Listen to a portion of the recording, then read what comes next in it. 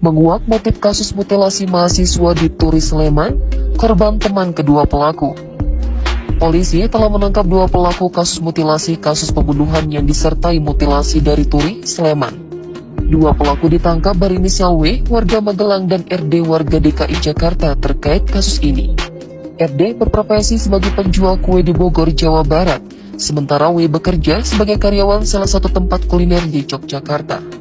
Sementara korban dari mutilasi tersebut adalah mahasiswa sebuah perguruan tinggi swasta di Sleman bernama R, 20 tahun, yang berasal dari Bangka Belitung.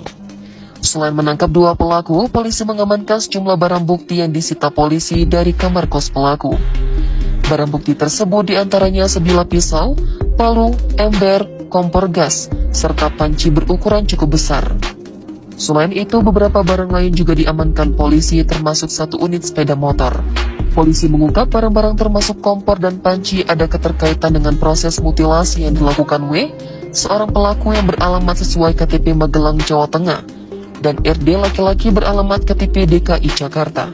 Ya, jadi kami sampaikan sementara kami akan melakukan pendalaman, Pak. Jadi barang-barang ini atau barang bukti itu kami temukan di TKP di salah satu kos-kosannya terduga pelaku. Polisi pun masih melakukan pemeriksaan secara pendalam terhadap kedua pelaku yang kini sudah ditahan di Mapolda DIY.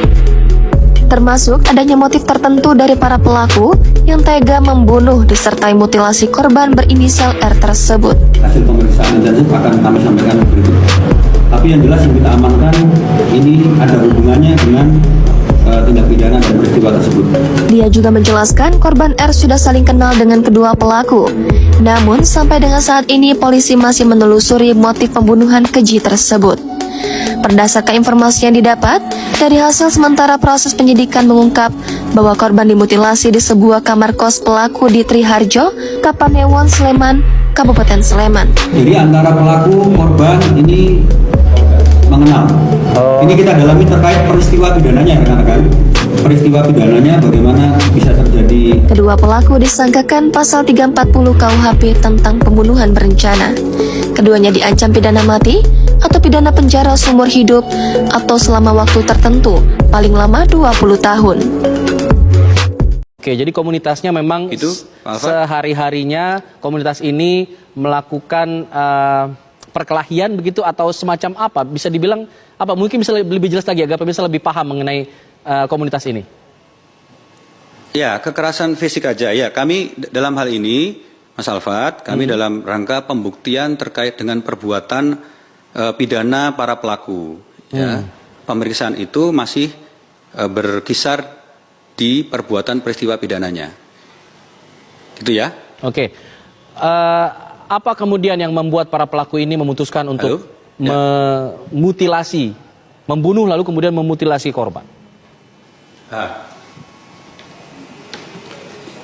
Jadi tadi di awal kami sampaikan ada aktivitas tidak wajar antara pelaku dengan korban. Kemudian si pelaku ini dugaan pelaku, si korban ini meninggal. Lalu para pelaku ini panik, kemudian mereka punya inisiatif untuk menghilangkan jejaknya. Kemudian melakukan tindakan mutilasi terhadap korban. Tindakan mutilasinya berupa pemotongan kepala, beberapa bagian tubuh, kemudian ada pemotongan pergelangan tangan maupun pergelangan kaki. Bahkan dari kegiatan tersebut, untuk pergelangan tangan dan pergelangan kaki, mereka merebus pergelangan tangan dan pergelangan kaki tersebut dalam rangka untuk menghilangkan jejak maupun sidik jarinya, sidik jari korban.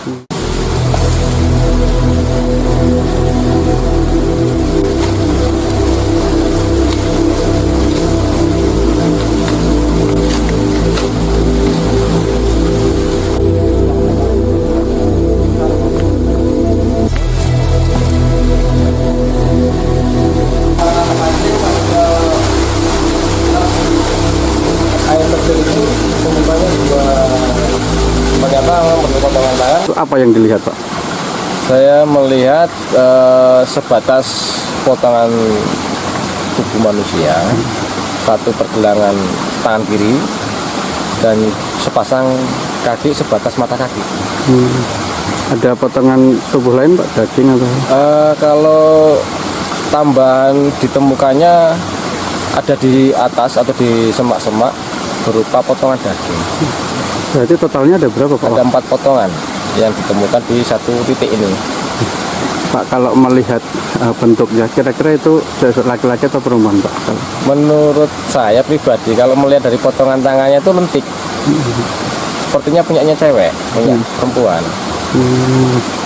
Itu waktu itu Bapak mengira nggak kalau di sini ada? Wah, tidak menyangka sama sekali Mas. Di sini kan kebetulan tempat wisata. Dan pada hari Selasa pagi ini juga kita pergunakan untuk trekking dan finishnya juga di sini. Terus Rabu malam ditemukan itu ya? Nah, Rabu malam ditemukannya potongan tubuh manusia itu. Nah, prediksi dari teman-teman mungkin 24 jam waktu kita selesai kegiatan sampai ditemukannya itu Mas, pembuangannya. Itu kira-kira berarti dibuang atau memang sengaja diletakkan Pak kalau melihat? Itu sengaja dibuang Mas, tadi lemparan dari atas. Seandainya kalau diletakkan mungkin ada tempat yang bisa ditemukan bungkusnya gitu.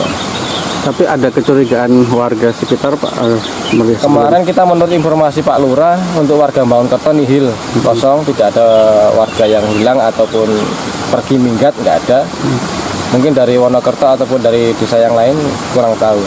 Sekelurahan Wonokerto nggak ada yang hilang ya Pak ya? Kalau Wonokerto kita belum jelas, tapi sekelurahan Bangunkerto menurut infonya tidak ada, nihil.